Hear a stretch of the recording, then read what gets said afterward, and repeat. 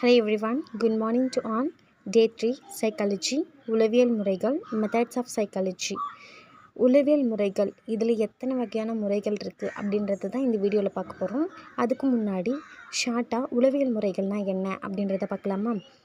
அறிவியல் வளர்ச்சிக்கு தேவைப்படுற மனித நடத்தை அதை பற்றின விவரங்களை திரட்டி தொகுக்க உளவியலாளர்கள் பல முறைகளை கையாளுகிறாங்க.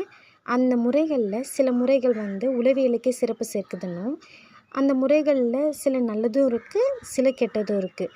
அது மட்டும் இல்லாமல் ஒரு முறையை எடுத்து ஒரு ஆராய்ச்சியாளர், அதாவது ஒரு உளவியல் கற்ற ஆசிரியர் பயன்படுத்துகிறாங்க அப்படின்னா அந்த ஆய்வு பொருளோட இயல்பு ஆய்வாளரோட திறமையை பொறுத்து தான் அமையும் அப்படின்னு சொல்லியிருக்காங்க.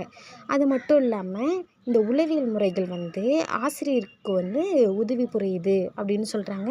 அது எந்த முறையில் அப்படின்னு பார்த்திங்கன்னா, ஒரு ஆசிரியர் உளவியல் முறைகள் கற்றிருந்தாங்க அப்படின்னா அவங்க மாணவர்களுடைய இயல்புகள், தேவைகள் அது எல்லாத்தையும் கண்டறிஞ்சு அவங்களுக்கு அறிவுரை பகர்றாங்க.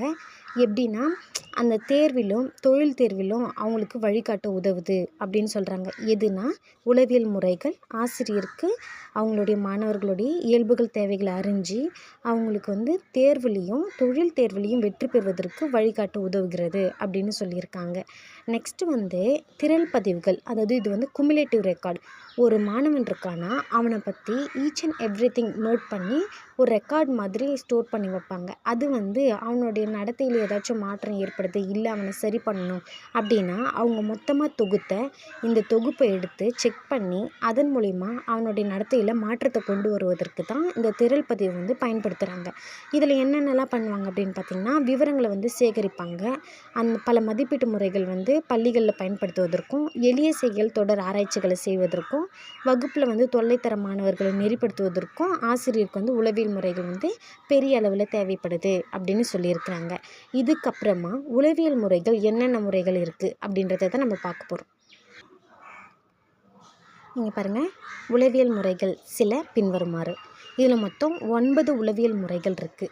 இதில் ஃபஸ்ட் ஒன் அகநோக்கு முறை, இன்ட்ராஸ்பெக்ஷன், உற்றுநோக்கல் முறை, அப்சர்வேஷன் மெத்தட், வாழ்க்கை துணுக்கு முறை, அனிக்டோட்டல் மெத்தட், கள ஆய்வு முறை, ஃபீல்ட் ஸ்டடி மெத்தட், பரிசோதனை முறை, எக்ஸ்பிரிமெண்டல் மெத்தட், வளர்ச்சி ஆய்வு முறை, டெவலப்மெண்டல் மெத்தட், தனியால் ஆய்வு முறை, கேஸ் ஸ்டடி மெத்தட், வினாவரிசை முறை, கொஷினரி மெத்தட், வேற்றுமை முறை, டிஃப்ரென்ஷியல் மெத்தட். இதுதான் உளவியல் முறைகள். மொத்தம் 9 முறைகள். இந்த 9 முறைகள்லையுமே அதாவது இப்போ அகநோக்கு முறை இருக்குது அப்படின்னா, அகநோக்கு முறை வாட் இஸ் அகநோக்கு முறை, வாட் இஸ் இன்ட்ராஸ்பெக்ஷன் அப்படின்னு ஃபஸ்ட்டு ஷார்ட்டாக ஒரு டெஃபினேஷன் கொடுப்பாங்க. அதுக்கடுத்து அகநோக்கு முறையில் என்ன விதமான பெனிஃபிட்ஸ் இருக்குது, டிமெரிட்ஸ் இருக்குது, அதாவது அதனுடைய நன்மைகள் என்ன, தீமைகள் என்ன, அது எதுக்கு பயன்படுத்துகிறாங்க, அதில் எத்தனை வகையான வகைகள் இருக்குது அப்படின்னு சொல்லி ஒவ்வொன்றுத்துக்கும் ரொம்ப டீப்பாக போயிட்டுருக்கும். அப்போது நம்ம எல்லாத்தையும் ஒரே கிளாஸில் பார்க்க முடியும் அப்படின்னா கண்டிப்பாக முடியாது. நம்ம ஒவ்வொரு டைட்டிலாக தான் நம்ம மூவ் பண்ண முடியும். அதனால் ஃபஸ்ட்டு இன்றைக்கி அகநோக்கு முறையை பற்றி தான் நம்ம பார்க்க போகிறோம். அகநோக்கு முறை அப்படின்னா என்ன அப்படின்னு பார்த்துடலாமா? இங்கே பாருங்கள், அகநோக்கு முறை இன்ட்ராஸ்பெக்ஷன் இது ரொம்ப பண்டைய முறை அப்படின்னு சொல்கிறாங்க. ரொம்ப பழங்காலத்திலேயே வந்த ஒன்று. இதில் மனம்தான் ஆய்வுக்களம். அதாவது ஒரு ஜட்ஜ் அப்படின்றது யார் அப்படின்னு பார்த்திங்கன்னா, அதாவது ஆய்வு பண்ணுறவங்க யார், எதை பற்றி ஆய்வு பண்ணுறோம் அப்படின்னா மனம். இங்கே மனமே ஆய்வுக்களம் அப்படின்னு சொல்கிறாங்க. நெக்ஸ்ட்டு ஒருவர் தனது அனுபவங்களை தானே உள்நோக்கி பார்த்து விவரிக்கணும். அந்த விவரிக்கப்பட்டதை பகுத்தாய்ந்து வகைப்படுத்தணும். இதுதான் அகநோக்கு முறை அப்படின்னு யார் சொல்கிறாங்கன்னு பார்த்தீங்கன்னா, ஊண்ட் அவர் கூறுகிறார். திரும்பவும் பாருங்கள், இது ரொம்ப பழமையான ஒரு முறை. இதில் மனம்தான் ஆய்வுக்களம். இதில் ஒருத்தர் என்ன பண்ணுவாங்கன்னா, அவங்களுடைய அனுபவங்களை உள்நோக்கி அது திரும்பவும் உற்று நோக்கி பார்த்து விவரிக்கணும். விவரிக்கப்பட்டதை பகுத்தாய்வு செய்யணும். இதுதான் அகநோக்கு முறை. சரிங்களா? இது அகநோக்கு முறைன்னு டெஃபினேஷன் பண்ணது யாருன்னு பார்த்திங்கன்னா ஊண்ட். இதுக்கு எக்ஸாம்பிள் என்ன கொடுத்துருக்காங்க அப்படின்னு பார்த்திங்கன்னா, திரைப்படம்.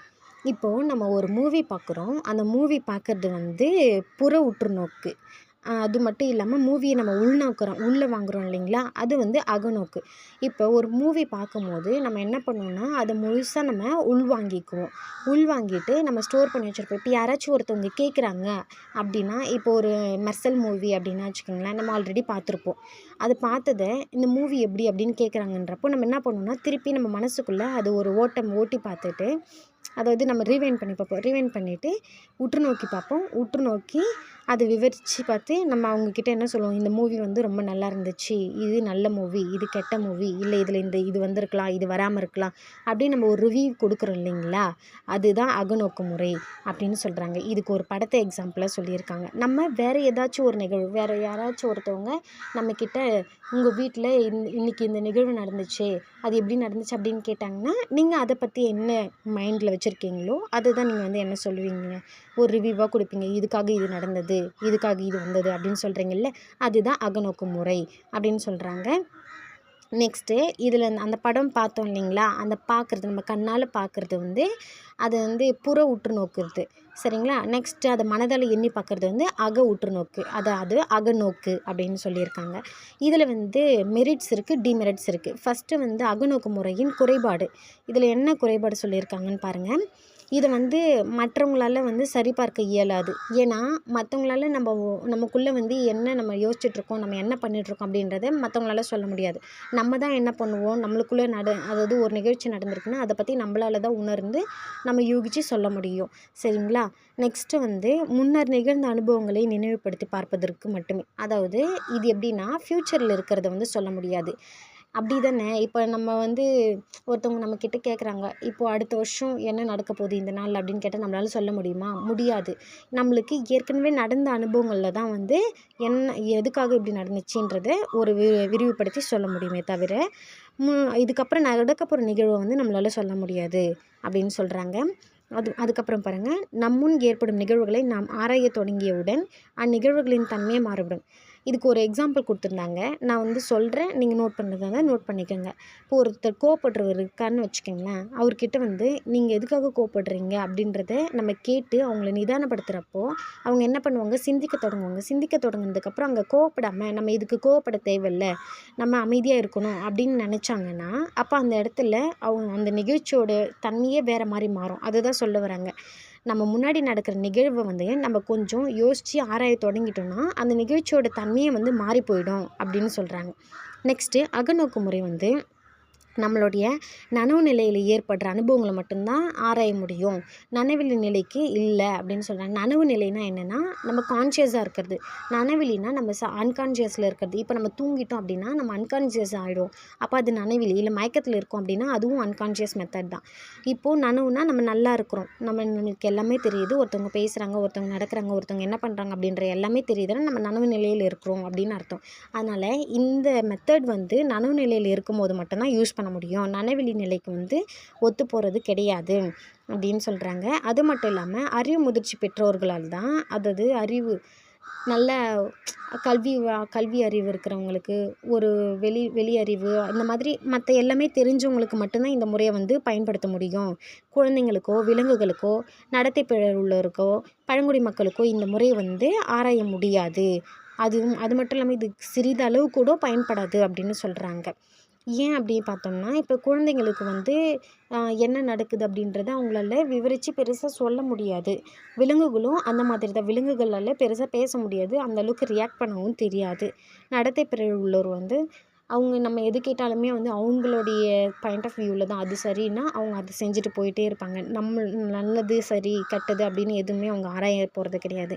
பழங்குடி மக்கள் பெருசாக கல்வி அறிவு எதுவும் இல்லாததுனால அவங்க இதுக்கெல்லாம் இம்பார்ட்டன்ஸ் கொடுக்கறதுக்கு வாய்ப்பு அதிகமாக இருக்காது அப்படின்னு சொல்கிறாங்க. அது மட்டும் இல்லாமல் இதில் தகுந்த சொற்கள் இன்றி தவித்தல். ஏன்னா இப்போ நம்ம ஒன்று இமேஜின் பண்ணுறோம் அப்படின்னா இது அதில் பெருசாக வந்து ஒரு மியூசிக் மாதிரியோ இல்லை வேறு ஏதாச்சும் வார்த்தை இல்லாமல் ஒரு விதமான நம்ம அனுபவங்களை வந்து நம்மளால் வந்து வார்த்தையால் வர்ணிக்க முடியாது, சொல்லவும் முடியாது. ஸோ வார்த்தையின்றி தடுமாறுவோம். அதுதான் இங்கே டிமெரிட்ஸாக சொல்லியிருக்காங்க. நெக்ஸ்ட்டு இதனுடைய மெரிட்ஸ் என்னென்னு பார்க்கலாம். மெரிட்ஸ் பாருங்கள், அகநோக்கு முறையின் நிறைகள். இது வந்து ஒரு சிம்பிளான மெத்தடு. இதை ஒருத்தர் எங்கே எப்போ வேணாலும் இதை கையாள முடியும். இதுக்குன்னு சிறப்பாக ஆயத்தம் பண்ணவோ கருவியோ எதுவுமே தேவையில்லை அப்படின்னு சொல்கிறாங்க. அது மட்டும் இல்லாமல் ஒருவனது புலன் உணர்ச்சிகள் அவற்றுள் தோன்றும் மனப்பிம்பங்கள் பின்பிம்பங்கள் சிந்தனை ஆகியவற்றை ஆராய அகநோக்கு முறையை தவிர பிற முறைகள் பயன்பட. ஆமாம் தானே. இப்போ நம்மளுக்குள்ளே தோன்ற பிம்பங்கள்லாம் இமேஜஸ் எல்லாமே வந்து நம்மளால் மட்டும்தான் அதை வந்து எப்படி சொல்கிறது, இந்த முறை அகநோக்கு முறையை மட்டும்தான் யூஸ் பண்ணி நம்மளால் திருப்பி பார்க்க முடியுமே தவிர மீதி எதாலேயும் முடியாது. இது ஒரு மெரிட்ஸு. முதலில் தோன்றிய, அதாவது வரலாற்றிலேயே முதலாக தோன்றிய ஆய்வு அப்படின்னு சொன்னோன்னா இந்த அகநோக்கு முறை தான். அதுக்கப்புறம் தோன்றியவை தான் மற்றது எல்லாமே. அதுக்கப்புறம் என்ன சொல்கிறாங்கன்னு பாருங்கள். மனச்செயல்பாடுகளை பற்றி அறியவும் விதிகளை உருவாக்கவும் அகநோக்கு முறையே சிறந்தது. ஆமாம், இது கண்டிப்பாக நம்ம அக்செப்ட் பண்ணி தான் ஆகணும். நம்மளுடைய மனசில் என்ன நடக்குது அப்படின்றத பற்றி அறியணும், அதுக்கான விதிகளை உருவாக்கணும் அப்படின்னா நம்ம மனசுக்குள் நடக்கிறத நம்ம தான் வந்து அறிய முடியும். அது மட்டும் இல்லாமல் அதுக்கான விதிகளை வகுக்கவும் அகநோக்கு முறை தான் சிறந்தது அப்படின்னு சொல்லியிருக்காங்க. இன்றைக்கான இந்த வீடியோ வந்து உங்களுக்கு பிடிச்சிருக்கு, இல்லை புரியலை, இல்லை மிஸ்டேக் இருக்குது, இல்லை நீங்கள் வேறு அப்லோட் பண்ணுங்கள் அப்படின்னா நான் கண்டிப்பாக அதை பண்ணுறேன். உங்களுக்கு இது பிடிச்சிருந்தா லைக் பண்ணுங்கள், ஷேர் பண்ணுங்கள், சப்ஸ்கிரைப் பண்ணுங்கள். தேங்க்யூ ஸோ மச் ஃபார் வாட்சிங். அண்ட் நெக்ஸ்ட் வீடியோவில் நம்ம பார்க்கலாம். பாய்.